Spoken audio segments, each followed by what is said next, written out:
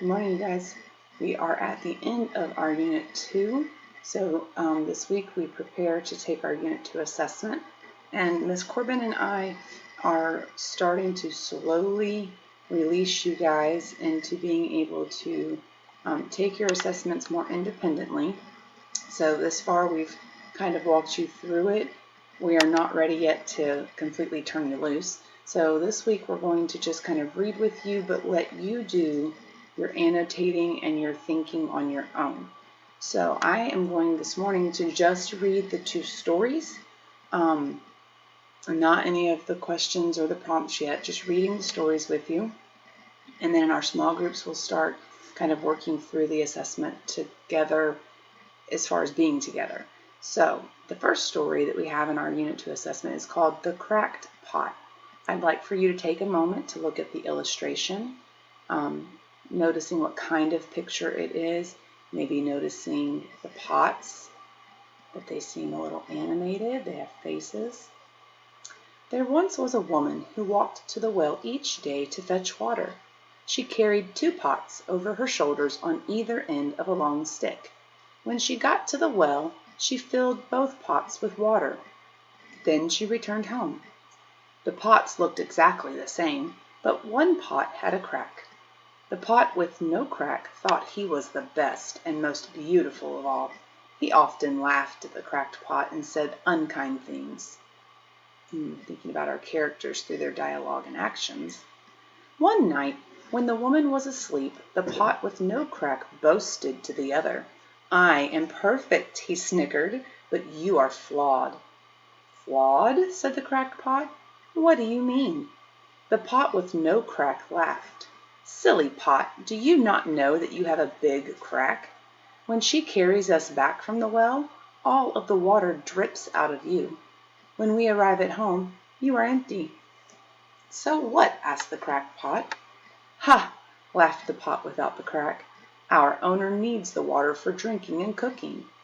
The cracked pot was embarrassed. He had always been proud of serving his owner, but all this time he had been failing her. He decided to try very hard to hold the water inside, but it was no use. The next day, the water still dripped all the way home. When they got home, the cracked pot spoke to the woman. "I am so sorry that I have failed you." "No, you have always served me well, my loyal pot," the woman said. "Dear owner, I have not," the cracked pot insisted, "for I have dripped water and arrive home empty every day." The woman smiled and took both pots out to the road where she walked every day.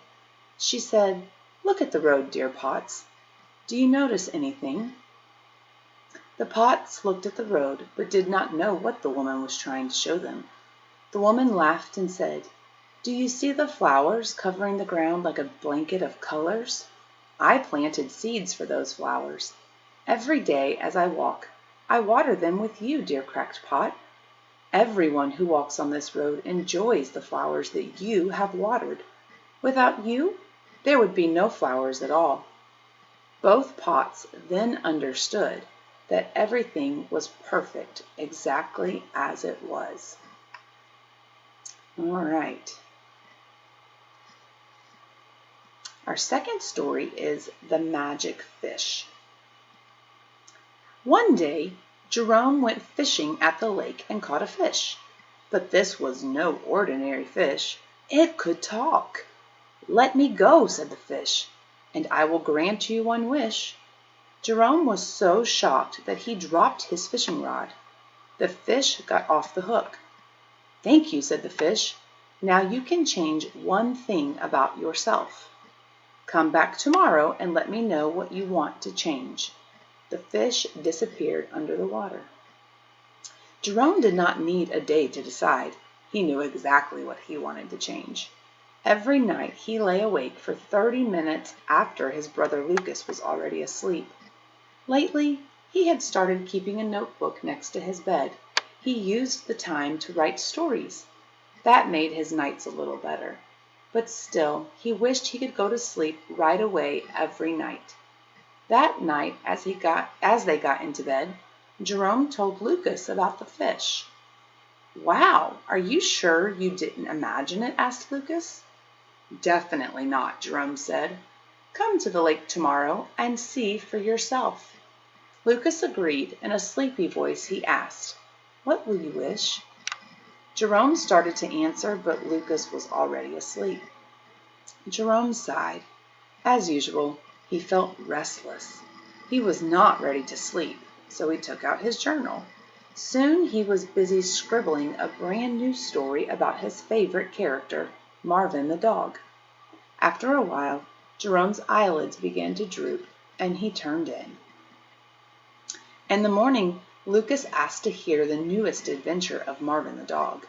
As usual, Jerome read aloud, and they both laughed like hyenas. Sometimes Jerome didn't realize how funny his stories were until he read them aloud to Lucas. Wow, I'm sure glad you can't sleep at night. You have become such a great storyteller. Hey, you never told me your wish. I am going to wish that I could sleep as soon as my head hits the pillow like you do. Jerome's voice trailed off.